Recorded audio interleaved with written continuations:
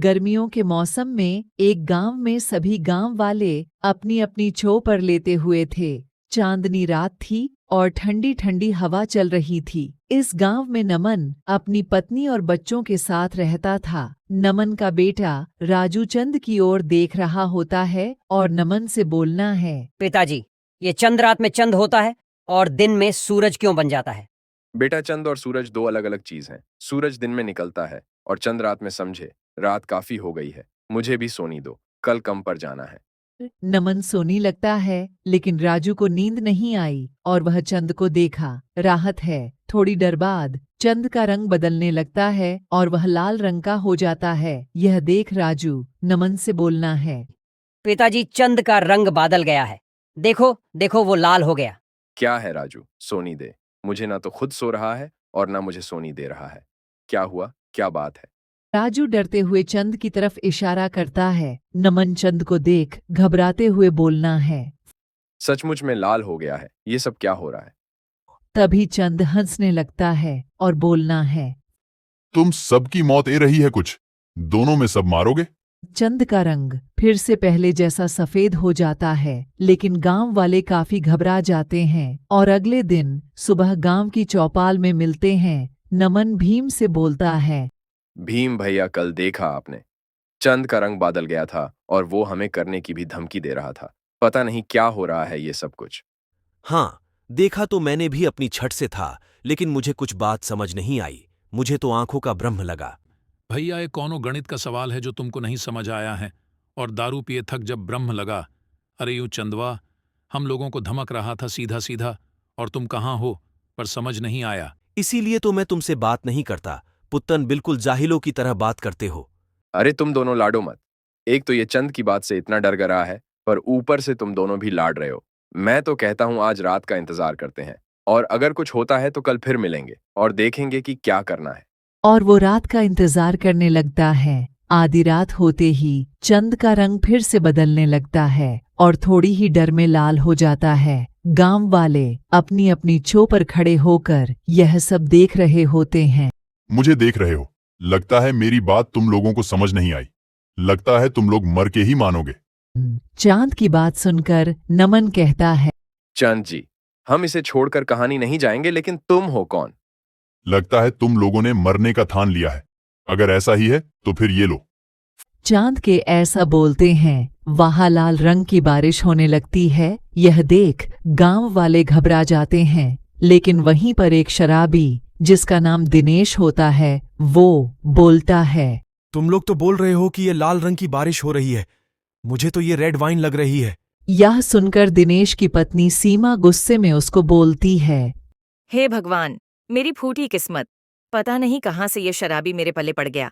अबे मनहूस, तुझे खून और शराब में फर्क नहीं पता चलता है क्या? यह खून है, खून, इंसानी खून। सीमा की बात सुनकर सभी गांव वाले घबरा जाते हैं और लाल रंग को ध्यान से देखते हैं। ये तो सचमुच में खून है। सब के सब भागो और अपने घरों के अंदर चले जाओ। नमन की बात सुनकर सारे गांव वाले घर के अंदर चले जाते हैं और छिप जाते हैं। रात भर वो खून की बारिश होती रहती है। सुबह होने पर गांव वाले घरों से बाहर निकलते हैं। चारों तरफ खून फैला होता है। ये सब क्या हो गया? हमारी तो पूरी फसल बर्बाद हो गई। हमारे यहाँ तो चंद और सूरज की पूजा करते हैं, लेकिन यह सब क्या हो रहा है? कुछ समझ नहीं आ रहा। हम सब गांव वाले आपके साथ हैं। हमारी भी फासलें खराब हो गई हैं। हमें मिलकर इस समस्या का समाधान निकालना होगा। क्या समाधान निकलोगे? नमन, तुम देखा नहीं उसे? चंद ने हमें क्या कहा है? इस गांव को छोड़कर चले जाओ। भीम भैया, आपको जाना है तो जाओ, मैं ये गांव छोड़कर कहीं नहीं जाऊंगा। ये मेरा गांव है। मैं एक शैतान से दरकार गांव नहीं छोड़ सकता। ऐसा कहकर नमन वहां से चला जाता है। रात होते ही वही खूनी चंद फिर से निकलता है और बोलता है, गांव वालों, लगता है तुम लोग ऐसे नहीं जाओगे। अगर ऐसा है तो मारो। फिर ऐसा कहकर चंद फिर से वही खूनी बारिश करने लगता है। गांव वाले पूरी रात घरों में दुबक कर बैठे रहते हैं और सुबह जब सब बाहर निकलते हैं, गांव वाले अपने अपने जानवरों के पास जाते हैं, लेकिन बारिश की वजह से सारे जानवर मार चुके होते हैं। गांव वाले रोने लगता है और परेशान हो जाते हैं। भीम भैया, अपना इस गांव में इतना ही दाना पानी था, अब हमें ये गांव खाली कर देना चाहिए। ये बोलकर वो दोनों वहां से चले जाते हैं। तभी नमन का बेटा राजू वहां आता है और नमन से कहता है, पिताजी, आप सचमुच में बहादुर हैं, मैं आपके साथ ही रहूंगा। राजू की बात सुनकर नमन को हिम्मत आ जाती है और वह गांव से दूर एक जंगल में एक साधु बाबा के पास जाता है। साधु बाबा नमन को देखकर मुस्कुराने लगता है और बोलते हैं, आओ नमन बेटा, आओ, इस दिन का मैं सालों से इंतजार कर रहा था। बाबा, आप मुझे कैसे जानते हैं? मैं और आप तो पहले कभी मिले भी नहीं।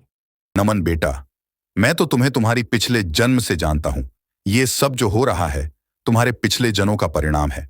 दरअसल तुम पिछले जन्म में इस गांव की राजा थे और ये चंद रूपी शैतान जो है वो दूसरे राज्य का राजा था। लेकिन बाबा, तो ये चंद कैसे बन गया? लगता है नमन बेटा तुमने मेरी पूरी बात नहीं सुनी। अरे यह तांत्रिक शक्तियों में निपुण था और इसने अपनी तंत्र विद्या से चंद को बंदी बना रखा है। लेकिन बाबा, अब हम इससे कैसे निपटेंगे? अगर ऐसे ही रहा तो ये सबको मार डालेगा। बेटा समाधान है, लेकिन बहुत कठिन है। बाबा, कुछ भी हो, मैं लोगों की जान बचाने के लिए कुछ भी करूंगा। बेटा तुम्हें अपने बेटे राजू के अंदर मेरी आत्मा को जान देना होगा, क्योंकि चंद के पास जाकर ही उसे शैतान को मारा जा सकता है। नमन के यहाँ करते ही साधु बाबा अपने प्राण त्याग देते हैं और उनकी आत्मा नमन के साथ जाती है। रात में चंद गांव में फिर निकलता है। नमन छत पर राजू के साथ खड़ा होता है, लेकिन तभी साधु बाबा की आत्मा राजू के अंदर प्रवेश कर जाती है और नमन को दूर धक्का दे देती है। कहकर राजू जान के मुंह के अंदर घुस जाता है। चारों तरफ जोर से रोशनी होती है और बहुत जोरों से बिजली कटती है। जब रोशनी हटती है तो शैतान की लाश नीचे पड़ी होती है और राजू बेहोश होकर चारपाई पार गिरता है और सब गांव वाले भी वापस अपने गांव ए जाते हैं। प्यारे बच्चों, एक कहानी को बनाने में बहुत ज़्यादा मेहनत लगती है, तो कृपया इस वीडियो को लाइक करके चैनल को सब्सक्राइब कर दें ताकि हमारी वीडियो का नोटिफिकेशन आपको सबसे पहले मिल जाए। इस वीडियो को लाइक करके हमारे चैनल को सब्सक्राइब जल्दी करें और कमेंट में यह ज़रूर बताएं कि ये कहानी आपको कैसी लगी। आपका देखने के लिए धन्यवाद। और हाँ, ये कहानी बड़े दिनों से मैं बना रहा हूँ, इसलिए कृपया इस वीडियो को एक लाइक ज़रूर करिए और अपने दोस्तों के साथ भी ज़रूर शेयर करिए। आपका ये एहसान हम लोग ज़रूर याद रखेंगे। इस वीडियो को लाइक और चैनल को सब्सक्राइब ये करना आप लोग का। इस कहानी को आप लोग अपने दोस्तों के साथ भी शेयर कर सकते हैं। डिस्क्रिप्शन के नीचे आपको एक शेयर का बटन मिलेगा, उसको दबा के आप लोग व्हाट्सएप पे क्लिक करके इस कहानी को अपने दोस्तों तक भी पहुंचा सकते हैं ताकि वो लोग ये देखकर खुश हो जाएं।